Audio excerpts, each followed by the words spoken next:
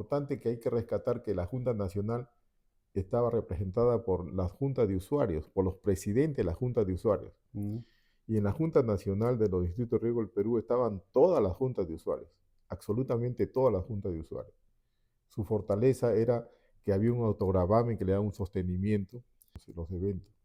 Pero bueno, el logro más importante de la Junta Nacional, que es histórico para nosotros, es la participación y la propuesta de la Ley de Recursos Hídricos, la 29338. ¿En qué sentido? Que teníamos, por ejemplo, como yo tenía un equipo de asesores en la Junta, ¿no? Por ejemplo, Santo Galarza había sido viceministro, había sido director de Aguas y Suelos, de la de Gas, estaba Pepe Rivas ahí también que apoyaba, Cupe, y estaban todos los gerentes técnicos de las juntas. Yo capté a 30 gerentes técnicos, los mejores, de Costa, Sierra y Selva, más de Costa, donde estaba de que la Junta de Usuarios tenía asiento en el Acuerdo Nacional. Y el Acuerdo Nacional prácticamente es el Sistema Nacional de Gestión Hídrica. Ahí están realmente representados, ¿no? Porque están ahí los ministerios, los partidos políticos, la sociedad civil organizada, ¿no? Sigue vigente eso, ¿no? No se imponga. Busquen, dialoguen, digan qué quieren, ¿no? Y le van a decir ellos, queremos esto, esto, esto y esto, ¿no? Ahorita hay 12, 15 consejos creados, pero no están a la altura de la realidad que se requiere, ¿no? Divididos no van a hacer nada, tienen que unirse. Y fíjate, si al unirse nomás, con el solo unirse, hacer una asamblea universal, retomar lo de la Junta Nacional, cobran el autogrado, que están ahí en las juntas.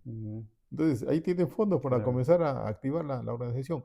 Le diría, por un lado, al Estado y por otro lado a las organizaciones. Al Estado le diría yo, activen el Sistema Nacional de Gestión de los Recursos Hídricos, que eso está por encima de la Autoridad Nacional del Agua.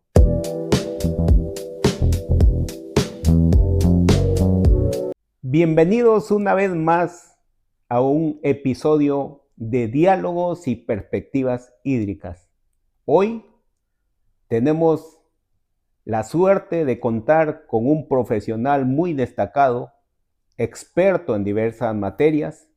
Él es economista con especialización en gestión integrada de recursos hídricos. Tiene estudios de planificación estratégica y geopolítica nacional. Además, ha hecho pasantías en diversos países como son Sudamérica, Centroamérica y Israel. Dentro de su trayectoria profesional más destacada, podríamos decir que ha sido gerente general de la Junta Nacional de Usuarios de los Distritos de Riego del Perú por más de 10 años. Ha sido consultor y especialista en el Programa Subsectorial de Irrigaciones y la Autoridad Nacional del Agua. Ha sido ponente en diversos países como son Bolivia, Colombia, Ecuador y también en México. Es asesor y consultor de varias juntas de usuarios y comisiones de usuarios, pero además ha sido director de la Dirección de Organizaciones de Usuarios de Agua, de la Autoridad Nacional del Agua. Nos estamos refiriendo al economista Virgilio Brenis Muro. Estimado Virgilio, gracias por la invitación. Tus palabras a Diálogos y Perspectivas Hídricas. Bueno, Jaime, es un honor tenerte aquí en mi casa. Muchas gracias por la invitación y yo me siento a gusto de poder participar en Diálogos y Perspectivas Hídricas. He visto varios de los entrevistados que has tenido, porque sí, es popular en las redes sociales. Gracias. Yo creo que me siento contento y me siento a gusto de que tenga esta oportunidad de conversar contigo temas que para mí son parte de mi quehacer casi diario, ¿no? Yo con la experiencia que ya tengo más de 35 años en la materia, de una u otra forma me apasiona el tema agua, ¿no? Entonces, estoy contento. Muchas gracias, Jaime. No, gracias a ti, Virgilio. Hoy día vamos a conversar acerca de la Junta Nacional de Usuarios, de las organizaciones de usuarios de agua, de la parte normativa, técnica, económica, que es tu fuerte. Así que antes de desgranar cada uno de esos temas, quisiera transmitirte una inquietud personal. Correcto. ¿Cuál consideras tú, Virgilio, que ha sido el principal logro que se puede compartir con aquellos que están liderando las juntas de usuarios o algunos profesionales que lo pueden replicar y hasta mejorar? Correcto. Bueno, es importante que dé una breve explicación en el contexto de la Junta Nacional, ¿no? La Junta Nacional de Usuarios del Distrito de Riego del Perú se creó el 12 de diciembre de 1983. Tuvo una vigencia hasta el 2012, 14, hasta 15 creo duró, por razones ya de la propia conducción de los directivos. eh, Entró en una situación, digamos, de compás, porque incluso en los registros públicos no continuó la sucesión que hay de las elecciones, ¿no? Porque había un estatuto, se modificó el estatuto, hubo problemas, pero lo importante que hay que rescatar que la Junta Nacional estaba representada por las juntas de usuarios, por los presidentes de las juntas de usuarios. Y en la Junta Nacional de los Distritos de Riego del Perú estaban todas las juntas de usuarios, absolutamente todas las juntas de usuarios. Su fortaleza era que había un autogravamen que le daba un sostenimiento, pero ese autogravamen era el elemento dinamizador porque había mucha gestión para hacer las cosas, ¿no? Hicimos 10 congresos en todo el país, cada año, trajimos expositores del extranjero, eran unos congresos con una participación masiva de 800, 1000 dirigentes. Copamos un hotel completo en las ciudades que hacíamos los eventos. Pero bueno, el logro más importante de la Junta Nacional, que es histórico para nosotros, es la participación y la propuesta de la Ley de Recursos Hídricos, la 29338. Teníamos el antecedente que el Código de Aguas que del 1901 hasta que llegó Velasco y sacó por decreto ley la 17752, la Ley de Aguas, un 24 de julio del 69 sacó la Ley de Aguas. Un mes antes había sacado la Ley de Tierras, o sea, el 24 de junio del 69 saca la Ley de Tierras y al mes siguiente saca la Ley de Aguas.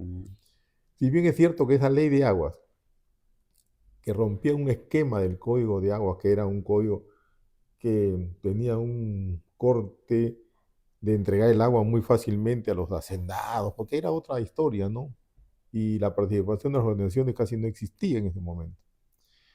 A partir del año 69, toman un rol las organizaciones, en ese tiempo estaba INRENA, luego sale la Dirección de Aguas y Suelo, la de Gas, había los ATDR, ahí aparece Manuel Tapia, ¿no? Como gran gestor de las administraciones técnicas, pero entonces las juntas de usuarios, que ya tienen algunas más de 50 años, tenían un rol que no era el protagónico, porque las juntas de usuarios estaban supeditados a que INRENA, a través de la Dirección de Aguas y Suelo, y los ATDR, le indiquen cómo distribuir el agua, cómo cobrar la tarifa, que no la cobraban, llegaba a INRENA, no administraban el agua.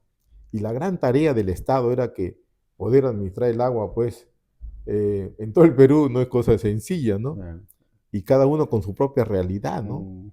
Entonces, con más de 100 organizaciones en ese momento era complicado, de juntas, porque comisiones eran 1500 y comités eran como 10.000, o sea, un nivel de unos 12.000 a 13.000 organizaciones.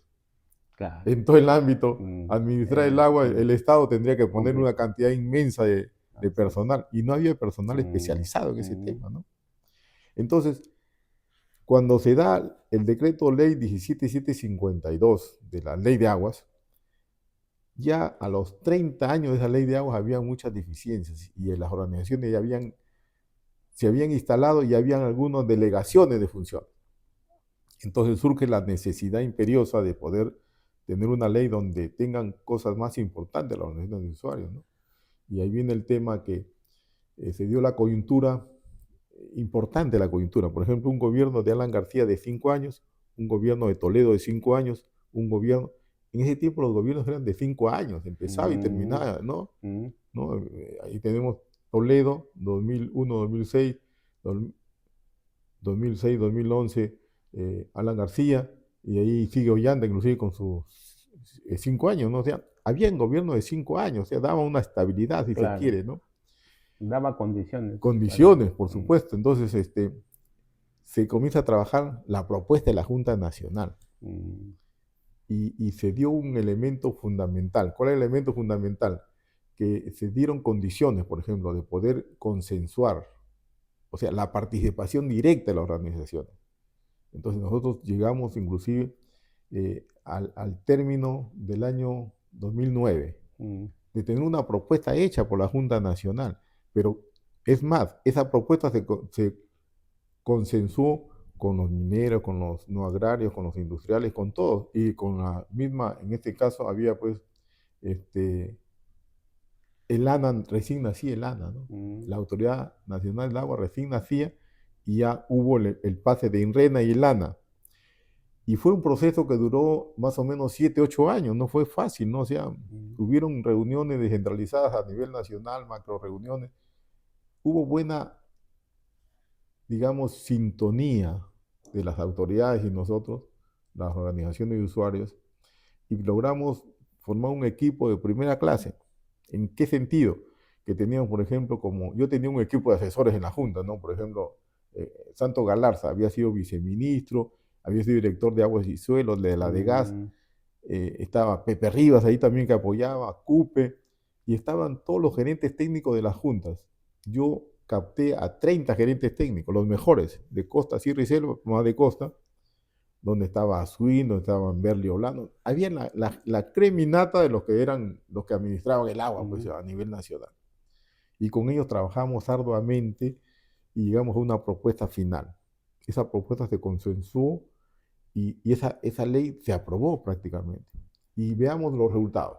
Si bien es cierto, hubieron cosas que se quedaron en el tintero, pero ¿qué conseguimos? Algo valioso que nunca había estado antes en la ley. Que las organizaciones de usuarios hagan la operación y mantenimiento, cobren la tarifa y distribuyan el agua. Que es lo que hasta Era, ahora era lo se... que siempre anhelaban mm, ellos, ¿no? mm, Y que nunca se les iban a dar si no hubiera claro. esa fortaleza y llegar a ese consenso con todos los actores del agua, ¿no? Entonces yo creo que ese logro es extraordinario Claro, y queda perennizado ahí así porque es. ese logro yo creo que muestra de completo de que la Junta Nacional era un gremio pues importantísimo que manejaba pues. Virgilio, Sí. allí en esa parte que indicas, tú sabes una cosa es el rol que cumple el dirigente y otra cosa que cumple el técnico, que en este Ujú. caso tu función como gerente general era técnico. Sí. Y, y pasar de una situación a la otra que tú indicas, estamos hablando ya de la gobernanza del agua, que en Ajá. otras palabras viene a ser cómo es que los usuarios participan, generan propuestas, discuten, pero también cómo los decisores tienen la obligación de rendir cuentas, ¿no? De dar respuesta a una serie. ¿Cuál fue tu principal desafío ahí, en esas condiciones, como gerente general? Bueno, mira, tuvimos condiciones favorables. Por ejemplo, una condición favorable para poder establecer la conexión de la gobernanza del agua en función del rol que cumplía la Junta de Usuarios era de que la Junta de Usuarios tenía asiento en el Acuerdo Nacional. Y el Acuerdo Mm, Nacional tal prácticamente vez, es el Sistema Nacional de claro, Gestión Hídrica. Ahí están así es. realmente representados, ¿no? Porque Así es. están ahí los ministerios, Mm, los partidos políticos, la sociedad civil mm, organizada, ¿no? Y nosotros como representantes de los usos agrarios estábamos presentes en la mesa mm, del Acuerdo Nacional. mm, A tal punto inclusive que en el Acuerdo Nacional nosotros propusimos fuimos parte y artífice importante en la política de Estado, la 33, ¿no? Que establece lo que sabemos nosotros que es la única política de Estado que está relacionada a los recursos hídricos en función de que es imprescindible para la vida y el desarrollo humano. Eso lo plasmó prácticamente la mm, Junta Nacional. Pero entonces, en la gobernanza, nosotros fuimos también partícipes, impulsores con todos los técnicos, porque teníamos un equipo técnico envidiable, ¿no? Porque teníamos a los gerentes técnicos para escoger. mm, Teníamos 100 gerentes técnicos y escogíamos a los 30, 35, que nos reuníamos permanentemente y debatíamos cualquier aspecto de la realidad propia que existía en cada lugar, lo cual algunos ni siquiera los mismos eh, funcionarios conocían, ¿no? Pero bueno, yo creo que el Sistema Nacional de Gestión Integrada del Agua, que vienen a ser pues los que tienen que coordinar y articular, y más que todo consensuar. ¿Qué hacer, no? ¿Qué hacer? Porque la verdad que la gobernanza, si es que no se hace la articulación, la coordinación y el consenso, nada podemos Nada, o hacer. sea, no. Y eso está por encima de la autoridad del agua, por encima de Lo todo, ¿no? social es lo que va a Ese es lo más importante. Entonces, en el tiempo que yo estuve en la Junta Nacional, se dieron esas condiciones y hubo una buena sintonía y se consiguió muchísimas cosas, ¿no? Yo creo que el logro de eso fue que había una sola organización y estaban representados todos, ahí se sentían representados, ¿no? Yo creo que el desafío fue de que sí se consiguió grandes cosas. Por ejemplo, mira, ¿qué se consiguió? La política estrategia nacional en el 2009. Y de 2009 a la fecha no se ha actualizado. Los planes anuales, que es cómo es que se va a desarrollar esa política, tampoco 2011, 2013, y ahí terminó ya, hasta ahora no se actualiza. Entonces, si la gobernanza no tiene los instrumentos estratégicos de gestión, poco o nada se puede avanzar. Y eso depende de quién. Depende también de la propia sociedad que la conforma, ¿no? Todos los actores que conforman la gobernanza tendrían que poner ahí su hincapié. Economista Virgilio, en algún momento empezó a discutirse acerca de la privatización del agua y Sí. que ustedes jugaron como Junta Nacional un rol protagónico muy importante. Y en esas circunstancias, en cierto modo, se discutía cómo es que piensan efectuar una adecuada operación y mantenimiento de los sistemas de riego. ¿Cuál era el modelo económico que ustedes pensaban? Bueno, sirvió mucho el haber visitado muchos países de Centroamérica, Sudamérica, que tenían, en algunos ya estaba iniciándose un proceso de privatización. Creo que en Chile se inició, pero se paró. Entonces, la privatización era un tema sumamente riesgoso y peligroso. La verdad que lo analizamos muy bien y vimos de que si la Constitución y el Acuerdo Nacional, que es el foro más importante que tiene el país, el Perú, establecían las cosas y las reglas claras, ¿no? El agua es del Estado, no puede haber propiedad ni del Estado, ni empresas privadas, ni ninguna persona del agua. Entonces, el riesgo que había ahí era decir, no, pero ustedes no hacen buena operación, no tienen para hacer mantenimiento, no tienen para las obras de infraestructura que se requieren. Pero la labor del Estado tiene que ser creativa, ¿no? Y ahí pusimos muchas cosas en valor. La Junta de Usuarios ponían contrapartida para hacer las obras. La Junta de Usuarios hacían la operación y mantenimiento de su sistema de riego, ¿no? O sea, todo el sistema hasta ahora lo vienen haciendo. Entonces, demostramos de que sí habían capacidad para poder asumir ese rol y se hizo, ¿no? Tal es el caso, pues, de que, por ejemplo, Chancay y Lambayeque administraban la infraestructura mayor y menor. San Lorenzo, mayor y menor, ¿no? Las juntas de Piura también, Poecho también. Entonces sí había capacidad, porque había capacidad de poder tener el fondo necesario. A veces no era el real, pero sí comprometía, pues, de que, si bien es cierto que el uso agrario del agua tiene un porcentaje muy importante, casi el 85%, pero también la industria, la población, ¿no? Que tiene el uso primario, la minería, que es un tema muy aparte, debían de contribuir también a ese gasto que implicaba, ¿no? Entonces, con el pretexto de que privatizamos para poder tener bien el sistema, no era funcional, ¿no? Yo creo que había que planteamos, ¿no? Ahora que más aún sabemos que hay obras por impuesto, por ejemplo, mucho más fácil se hace la cosa, ¿no? Claro. Y dicen que una cosa es con guitarra y otra es con cajón. Definitivamente. Y en tu caso has tenido la oportunidad de trabajar en la empresa privada y en el Estado, ¿no? En el sector público. Tú has sido director de la Dirección de Organizaciones de Usuarios de Agua. Cuando has estado como director, ¿qué brechas encuentras ahí respecto a la supervisión, al fortalecimiento de capacidades que tenían las organizaciones de usuarios? ¿Cuál es la innovación que incorporas? Sí, yo cuando llegué había ya un programa de fortalecimiento a los organizaciones de usuarios que tenía financiamiento y estaba ya iniciado. Este, en el fondo lo que ha pasado por parte de la autoridad del agua y el propio Estado es de que el Estado te impone y no te consulta, no te busca y no busca algo que nazca de las propias organizaciones. Entonces, los programas de fortalecimiento siempre han ido dirigidos de arriba hacia abajo, entonces no se han consensuado. Entonces, por un lado hay un rechazo, porque si yo no necesito eso, yo necesito otra cosa, ¿no? Hay el programa de fortalecimiento de los niveles de usuarios tiene partes positivas y otras partes que no son aceptables porque depende de la capacidad que tiene la junta, ¿no? Una junta de usuarios como Chancay, San Lorenzo o Chaymochi, no vas a enseñarle cómo hace su sistema de distribución del agua, porque eso saben mejor que el que va a enseñarle, ¿no? Entonces, ¿para qué vas a mandar un técnico tú? El técnico va a ir a aprender más bien ahí, ¿no? Entonces, nosotros descubrimos en ese lapso de la Junta Nacional, por ejemplo, que las pasantías eran extraordinarias.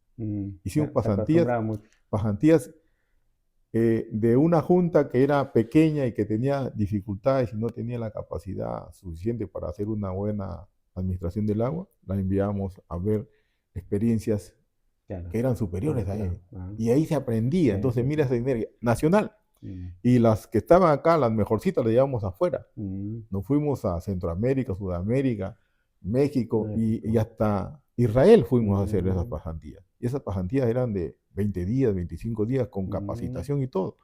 Entonces, yo creo que por ese lado sigue vigente eso, ¿no? No se imponga. Busquen, dialoguen, digan qué quieren, ¿no? Y le van a decir ellos, queremos esto y esto, ¿no? Pero lo que sí descubrimos en ese lapso fue de que las pasantías eran fabulosas, ¿no? Con una pasantía aprendían más que sentarlos y ponerle un PowerPoint, Claro, porque claro. se dormían los agricultores Así con es. PowerPoint y se dormían. En una pasantía iban experiencias que les querían saber y aprendían y regresaban a aplicarlo, ¿no? Virgilio, sí, efectivamente. Virgilio, en el caso de la ley de recursos hídricos y específicamente la ley de organización de usuarios, lo que se procura es de alguna manera que haya una mayor participación de los usuarios, ¿no? De los directivos. Y para eso hay varios espacios, ¿no? Entre ellos, como bien sabes, el Consejo de Recursos Hídricos, Claro. ¿no? ¿Cómo evalúas esos espacios? Yo creo que, a ver, ahí con respecto a los consejos de grupos hídricos, también tuvimos nosotros participación en los consejos, promover la creación de los consejos de cuenca, ¿no?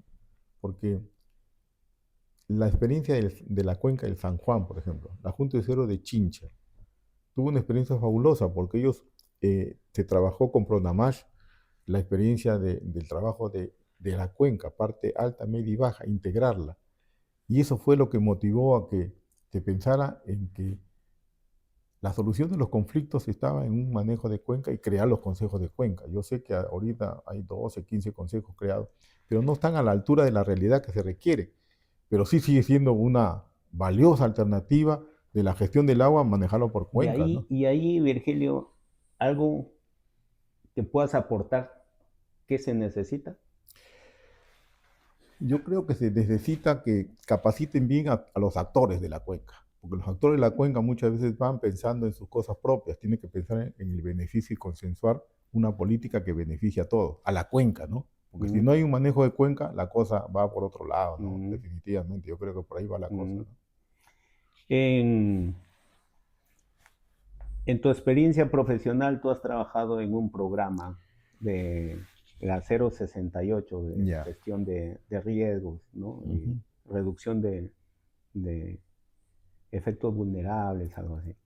Y que tiene que ver con esto que ya ahora es común, el fenómeno del niño. Sí, Sí. Yo creo que, a ver, las organizaciones de usuarios saben cómo manejar ese tema, ¿no? De la prevención. Aquí es prevención, hay que prevenir antes que mitigar, ¿no? Porque la mitigación siempre trae como consecuencia problemas. Yo creo que si se hace una buena planificación de defensa ribereña, puntos críticos, de aliviar ese tema antes de que venga el fenómeno, porque no es un fenómeno, es un evento que Mm. periódicamente recurre y viene, ¿no? Y si se mantiene esa situación, yo creo que por ahí está la solución, ¿no? Virgilio, tenemos una nueva ley de organización de usuarios de agua, ¿no? Y definitivamente hay algunos aspectos que hay que destacar. Por ejemplo, mayor participación a la mujer, ¿no? En los núcleos ejecutores, la participación mucho más activa desde el punto de vista multisectorial. Pero centrémonos en los núcleos ejecutores. ¿Cómo pueden las organizaciones aprovechar esta oportunidad? Sí, era un pedido que venía desde hace tiempo, ¿no? O sea, las organizaciones de usuarios veía que venía pues FONCO, que venía el Estado a hacerle sus eh, pequeños trabajos para arreglar el sistema. Eran los núcleos ejecutores, arreglo de un canal, de una bocatoma, etcétera. Y ellos veían de que, ¿sabe qué? Este, no se llevaba como ellos querían que se lleve a cabo. A veces había mucho gasto, muchas cosas Mm, que no habían buena administración. Y su anhelo eran los núcleos ejecutores, ¿no? Entonces yo creo que el que se haya considerado en la 31801 y su reglamento que están en la capacidad de poder asumir ese rol de núcleos ejecutores es algo muy bueno porque ha optimizado, ha hecho mejores obras con la supervisión directa de ellos, ¿no? Porque sabemos que cuando el- la organización y los propios agricultores están allí responsables de su trabajo que van a hacer ellos mejor que nadie, quieren que sea el mejor trabajo y porque les va a durar y va a tener que ser cuidado con la diligencia que establece el mecanismo de los manuales de operación y mantenimiento de las obras que se quedan. Por ese lado yo creo que la ley la 31801, que fue la que se modificó, porque acuérdate que hubo una ley anterior que se hizo en el Congreso por un grupo de congresistas en gabinete que fue un desastre, que se desapareció muy mm, rápido. Con esta ley de organización de usuarios yo creo que, si bien es cierto, no hubo el consenso total de todos los aspectos que necesitaban, pero sí hubo rescatables, ¿no? mm, Yo creo que la participación de la mujer es muy bueno. Acuérdate que en Chancay, Lambayeque, hay una comisión de usuarios de puras mujeres nomás, entonces sí, la mujer tiene participación. Yo le hacía seguimiento y, por ejemplo, cuando fui director de la DOU, habían 6 presidentes de juntas mujeres, ¿no? mm, Lo cual era importante. Y claro. luego en la dirigencia, bueno, ya estaba Mm, la ley y había que participación de la mm. mujer.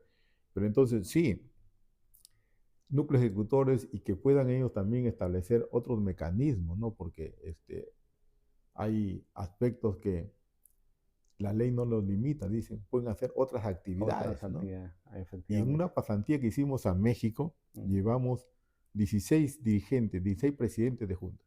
Y en México encontramos que las organizaciones de usuarios que nos llevan una distancia tremenda de avance, la junta de usuarios tenía compra de semillas, tenían su distribución, su procesamiento, tenían una capacidad tremenda, tenían su entidad financiera dentro de la institución, mm, eran sus brazos operativos. mm, Entonces se optimizaba y se obtenía una rentabilidad tremenda, claro, ¿no? claro. Entonces ellos miraron ese ejemplo, sino que lamentablemente no es fácil aplicarlo, ¿no? Entonces, ¿sabes qué? Vieron, algunos vinieron acá, hicieron con el tema de fertilizante que no resultó tan bien, pero habría que seguir intentando porque el que la organización pueda hacer otras actividades que le permitan, sin descuidar su rol principal, es importante porque le va a permitir optimizar su rentabilidad, ¿no? Eso es importante, ¿no? Te hacía énfasis en la parte de lo que es núcleos ejecutores porque algunos piensan que solamente se puede utilizar para lo que es mejoramiento o mantenimiento de la infraestructura, pero los núcleos ejecutores, por ahí alguien decía de que se puede utilizar para fortalecimiento de capacidades, para generación de programas de desarrollo agrícola, ¿no? Y otras cosas más que cómo es que la organización puede aprovechar los recursos públicos, ¿no? Y que complementaría con lo que recauda de la tarifa de agua que a veces no cubre las necesidades, ¿no? Sí, totalmente de acuerdo. Yo creo que si se le deja a la organización para que mejore con supervisión, con control siempre, ¿no? Sí puede avanzar en esos temas, en lo que el núcleo ejecutor es mucho más allá. O sea, el ámbito le permite desarrollar todo lo que le implique el fortalecimiento institucional en todos sus aspectos, porque este, el Estado subsidia a otras entidades que no son agrarias tremendamente, ¿no? O sea, hay subsidios Mm, tan grandes que a veces uno se podría este, asustar, pero al sector agrario como que no le da los incentivos y le ajusta, ¿no? Siempre ha habido el problema de decir, no, es que la tarifa es baja, pero no solamente es la tarifa por el que se entrega como retribución a la Autoridad Nacional del Agua, sino la administración del recurso. O sea, mira tú, si antes el Estado tenía que administrar recursos, claro. ¿cuánto gastaría de dinero? Mm, Ese dinero que deja mm, de gastar, porque ahora hacen las funciones que ya hemos explicado, ¿no? Cobra la tarifa, distribuye el agua. Y eso de ahí es el rol más importante para que exista pues la despensa alimentaria. Es mm, la despensa alimentaria. Si el Estado y los gobiernos de turno vieran que la Junta de Usuarios son los que hacen la producción nacional, la despensa alimentaria y las agroexportaciones, ¿no? Que son con mm. divisas tremendas. Entonces, por ahí debe haber que se le deje y se le amplíe el abanico con núcleos ejecutores para que haga actividades de fortalecimiento institucional en todos los aspectos que merecen en las organizaciones, ¿no? Virgilio, apelando a tu experiencia, tu amplia experiencia, y creo que también proviene de una familia de agricultores, ¿no? Eh, el sector agrario consume, como bien tú habías mencionado, 80-85% del agua, ¿no? Ujú. Pero su eficiencia está entre 35-40% y que eso se puede mejorar con nuevas técnicas de riego, pero no es fácil. ¿Dónde crees tú que está el cuello de botella o qué sugieres para que esto eh, crezca, haya esa predisposición al cambio? Yo creo que ahí juegan tres aspectos fundamentales y que lo he podido vivir y verlo en el transcurso de la propia realidad en los lugares. Por ejemplo, un lugar emblemático que siempre lo he puesto yo en evidencia era Santa Rita de Siguas. Santa Rita de Siguas bueno, era la junta más pequeña a nivel nacional, ¿no? Y Santa Rita de Siguas, que tenía 2.200 hectáreas y un área pequeña, más o menos, pero ahí la ventaja era de que los productores tenían 25 o 30 hectáreas cada uno, Mm, ah, pero todos sembraban por gravedad. Los lozadas comenzaron a impulsar el sistema de riego y durante el tiempo que yo estuve ahí, hasta el 2010-12, el 85% llegó a tecnificar su riego. Ahora sé que está tecnificado el riego casi al 100% y su área ha mm, crecido 3 veces más de lo que tenía. claro, Y el otro tema es de que han llegado ahí inclusive con alta tecnología, riegan desde su casa con un celular. O sea, mira tú, o sea, ahora, una junta pequeña logró optimizar eso, pero no significa que eso es fácil de replicar. ¿Por qué se consiguió? Hubieron condiciones. mm, Las condiciones eso. eran de que el Estado puso su parte Ah, y hubieron los programas de riego tecnificado. El PSI hizo su parte importante. Yo sé que ahora, por ejemplo, Agro Rural y otras entidades del Estado también promocionan el riego tecnificado.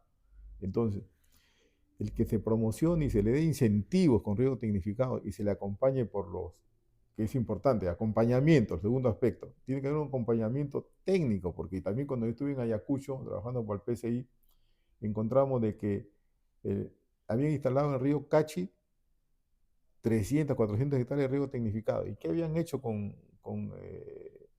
las mangueras de riego por goteo? Lo utilizaban para amarrar las vacas. los animales, o sea, no funcionaba. Entonces, ¿sabes qué?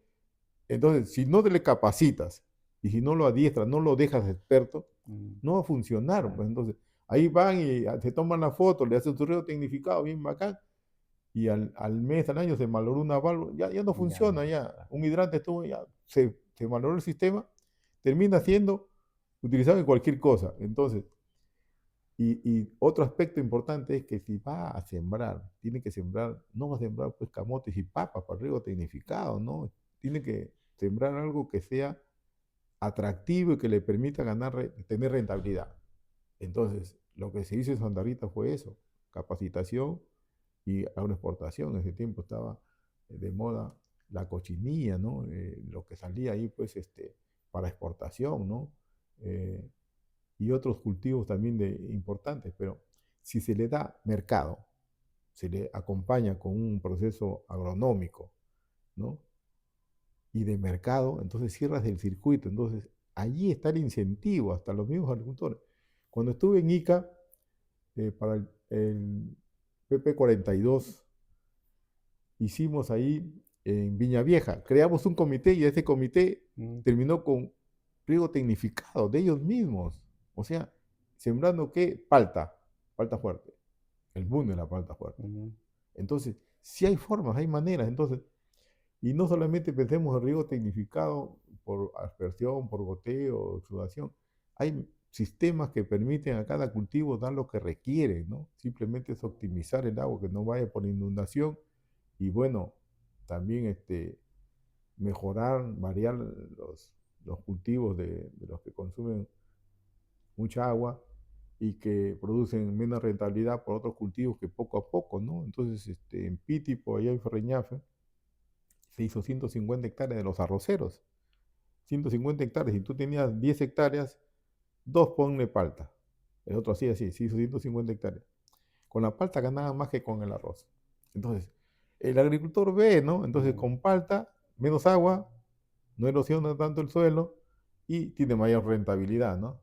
Y acá con el arroz, con 2 hectáreas sacaba más que con 8. Claro que no fue inmediato, a los 2 años y medio, 3 años comenzó la producción y al quinto año tenía una rentabilidad mejor. Entonces, por ahí va acompañando en varios aspectos, no solamente decirle, ¿sabes qué? Te doy un incentivo, te pongo riego tecnificado. No, no funciona así, porque terminan amarrando vacas y chivos con las mangueras, ¿no? Entonces, ahí va el tema. Yo creo que eh, los programas que se crean tienen que ser programas integrales, no programas para tomarse la foto, Sostenible. ¿no? Y entonces, por ahí va, yo creo que la perspectiva de siempre va a ser igual, ¿no? Economista Virgilio, desde un análisis crítico de la época en la que has estado muy de cerca con las organizaciones de usuarios versus lo que ahora podemos ver las organizaciones actuales, eh, ¿cómo evalúas? ¿Se ha evolucionado? Y en todo caso, ¿cuáles son tus sugerencias para fortalecer institucionalmente estas Sí, organizaciones? yo veo con tristeza y me apena la realidad. Cuando yo fui director de la DOUA, a ver, la organización se había dividido, se crearon los sectores hidráulicos, que era una asociación formada por un pequeño grupo de juntas, y cometieron el error de inscribirse como asociación, no como representantes de las organizaciones de usuarios. Eran las personas que se podían quedar eternamente, pero no eran representantes de la organización, que era la forma vital para que la institución pueda tener efectos reales. La CONAJUC, Consejo Nacional de Junta de Usuarios, Confederación Nacional de Junta de Usuarios, alberga un 30%, por más esfuerzo que hace, pero la gran debilidad es que no llega a convencer al resto. ¿Por qué? Porque no actúa con la decencia y la forma correcta de hacer las cosas. Ellos tratan de decirle a cualquier ministro que entra al cargo, cualquier jefe de la autoridad, sí señor, te voy a servir, te voy a ayudar, pero dame esto. No, no es esa la labor que debe de hacer la organización.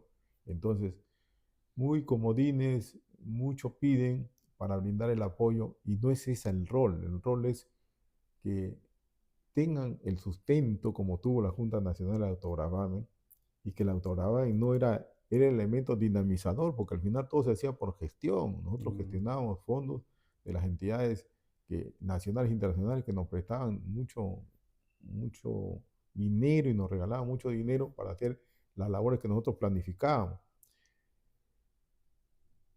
Lo del sur es,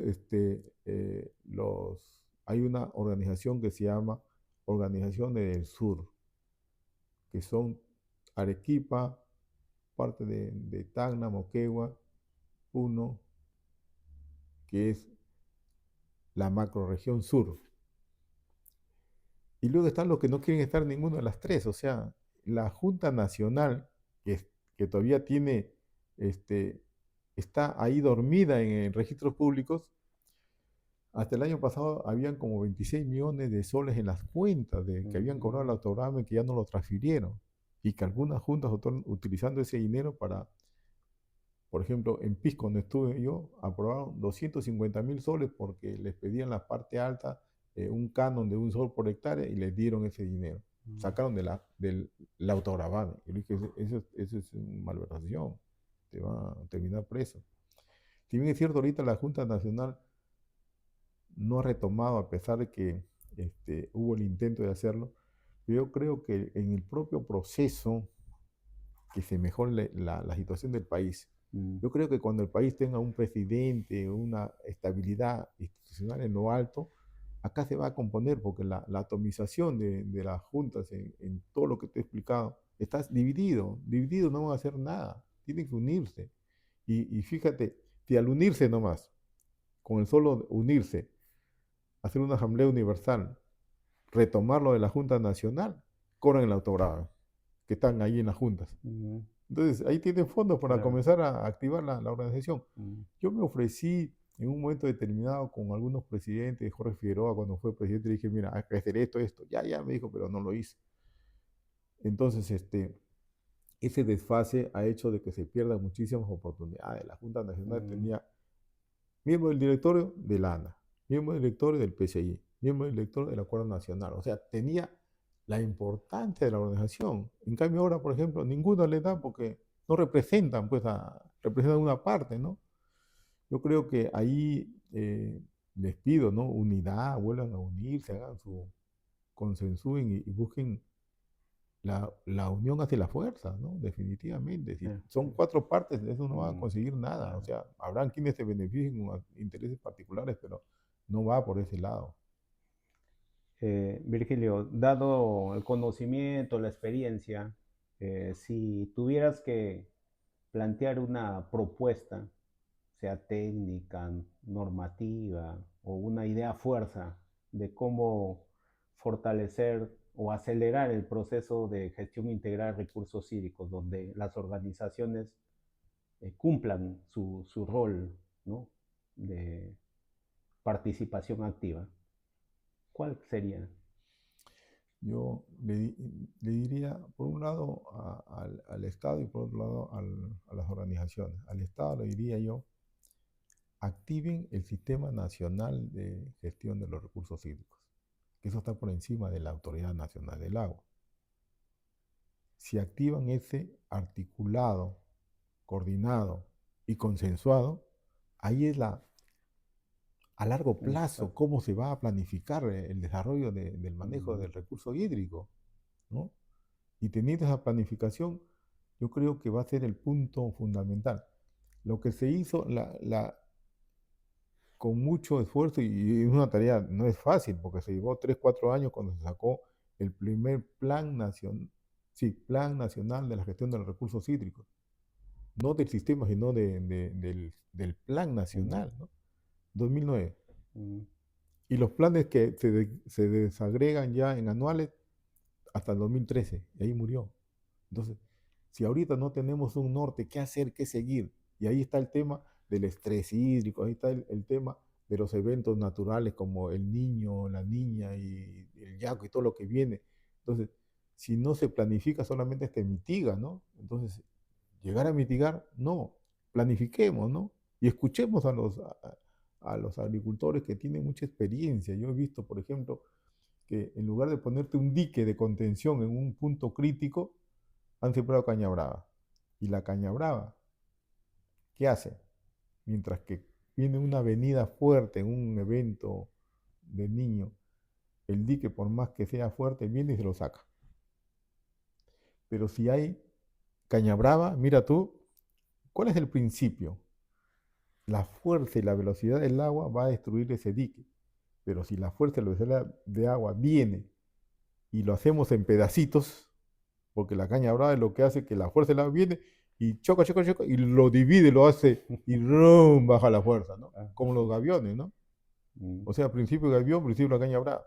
Entonces, ¿por qué no escuchan y en una zona crítica no ponen un muro de contención que se lo va a romper en una avenida que venga y te ponen caña brava? ¿Y quién lo sabe? Lo sabe el agricultor, lo sabe el que vive ahí. Y dice, miren, este punto crítico hay que sembrar. Apoyen iniciativas como esa de caña brava, ¿no? Entonces, y uno, ¿por qué te lo digo? Porque lo he visto. Y cuando lo he visto, el dique acá tumbado. Lo han sacado y han puesto caña brava y no pasa nada. Se diluye. Es increíble, ¿no? La fuerza en la naturaleza, cómo se puede contener. Pero entonces, el escuchar a los agricultores de la zona es fabuloso. Yo creo que los técnicos, los ingenieros, todos deben nutrirse de eso, ¿no?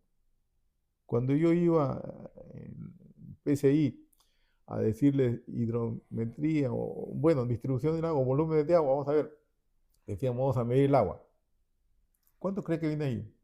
80 litros por segundo. Yo creo que 80. ¿Y por qué? Porque cuando pasa en ese nivel, en este palito que está por ahí, viene 80.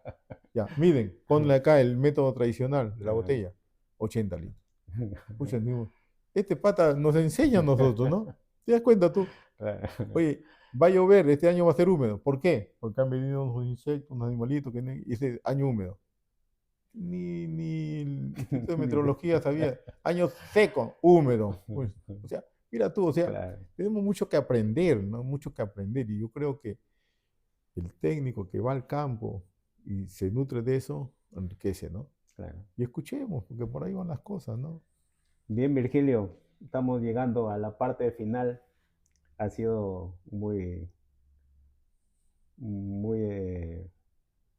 enriquecedor tus Para comentarios. mí grato, excelente. ¿Algún mensaje final, sobre todo dirigido a los futuros profesionales o a los profesionales jóvenes que quieren seguir esta línea de lo que es la gestión integral de recursos hídricos? Yo creo que donde vas a aprender es en el campo. La universidad te dice la teoría, pero una cosa es con guitarra, otra cosa es con cajón. El caso mío, por ejemplo, economista, y cuando yo iba al campo y comenzaba a explicarle la medición del agua, todos los temas relacionados al manejo de la gestión del recurso hídrico, me terminaba diciendo ingeniero. Iba a la pizarra y decía, economista, Virgilio, ya ingeniero. Y yo soy economista. No, pero usted habla como ingeniero, no dice todo ingeniero, ¿para qué va a ser economista? Pues nosotros somos ingenieros. Pero entonces, el campo, o sea, el que tú vayas y lo que has aprendido, estudiado, lo aplicas, vas a aprender muchísimo, ahí te vas a nutrir de bastante, ahí vas a hacer tu maestría, tu doctorado, porque, claro, está de que hay conocimientos que tú puedes ir y innovar, a aplicar, pero también nútrete de ellos, porque ellos te dan cosas que lo han vivido desde generaciones en generaciones. Entonces, a los nuevos ingenieros agrícolas, si ustedes se nutren del campo y de las vivencias de los agricultores y sus dirigentes y sus líderes, van a aprender muchísimo. Y por ahí va el futuro de que las innovaciones van a salir con esa sinergia, ¿no? Tú vas, le das y recoges y mejoras. Por ahí va el tema. Yo creo que ese es el mensaje que dejaría. Virgilio, muchísimas gracias. A ti, Ha sido muy Jaime. grato compartir tus conocimientos, tu Yo creo que experiencia. sí. Mira, para mí ha sido fabuloso, muy grato compartir esta conversación porque me pone en actividad, me hace revivir los momentos que yo estaba ahí en la batalla, ¿no? De poder sacar a flor lo que necesitaban la gente en el agro, ¿no? De Lo siguen seguro que necesitando, ¿no? quienes te vean, te escuchen, no solamente van a recordar quién era Virgilio Brenis, sino que lo que has vertido seguramente va a ser retomado, rescatado, mejorado para poder implementar. Muchas gracias, muy agradecido, Jaime. Gracias. Ok, Bien, amigos, así es como hemos culminado este episodio con el economista Virgilio Brenis en Diálogos y Perspectivas Hídricas. Gracias por sumergirse en este nuevo episodio y será hasta una próxima oportunidad.